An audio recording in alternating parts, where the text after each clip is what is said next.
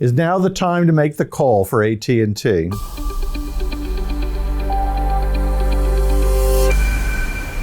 When I was growing up, AT&T was known simply as the phone company. It put those black rotary phones in your house, and the service worked, and you paid the money every month.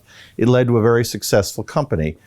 In more recent times, it's been broken up, merged, changed, to the point that it is still a phone company, but it's a lot more than just a phone company.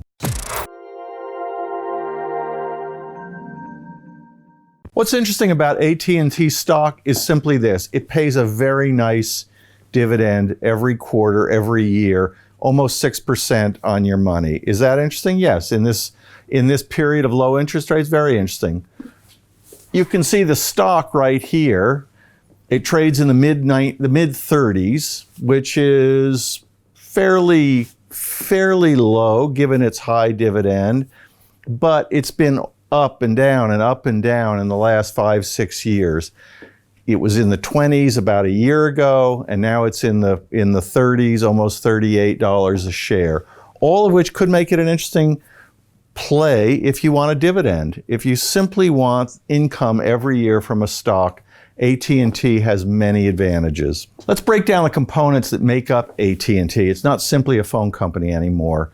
AT&T has wireless service, about 30% of the US domestic market, which is a very good cash stream on their balance sheet every quarter, every year. It also has landlines. I know not many people use landlines anymore, but they go into offices, they go into businesses, they go into homes around the United States. That's 10% of the AT&T market share, and a very stable, if declining, revenue stream. What else they have?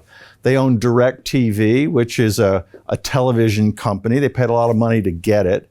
And finally, they own Time Warner. Why own Time Warner? That's so down the road, AT&T compete with the likes of Netflix. What do I like about AT&T? I like the dividend. I like the cash flow. I like it that the dividend increases year by year. All that is to its credit. Companies should exist to pay back their shareholders. But there's another side to that. And what is the other side of that? It's in a group of business, few of which complement other businesses. Let's take a skeptical look at AT&T as a stock investment. The cell phone business, while it's very stable, while it throws off a lot of cash, is subject to competition. Verizon's out there, many other players are in the cell phone, mobile telephone business. So that's a risk if you're a shareholder in AT&T. Second thing is, what about DirecTV? They paid a lot of money. Television in that business, almost like a cable franchise, you pay every month, you subscribe. I'm nervous that the internet cuts into that business. Third, let's look at Time Warner. Time Warner, again, it's been a successful franchise. It makes up about 20% of AT&T's revenues. You can say it's going to position AT&T to compete with the likes of Amazon and Netflix, which perhaps it can. At the same time, they paid a lot of money. They have a lot of debt on their balance sheet, and the revenues have yet to kick in.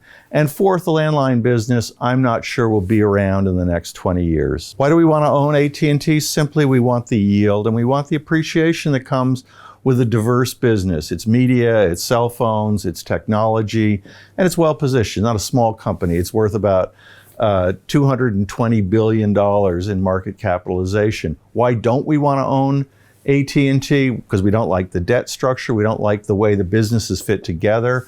We're skeptical that management uses money in a haphazard way, and that they may not be able to sustain the dividend if subscriptions go down on DirecTV, if Time Warner isn't quite the investment that they hoped it would be, and if people unplug their landlines.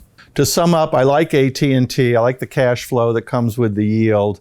I like the dividend. The rest of it makes me nervous. That's all the time we have today on The Investment Advisor.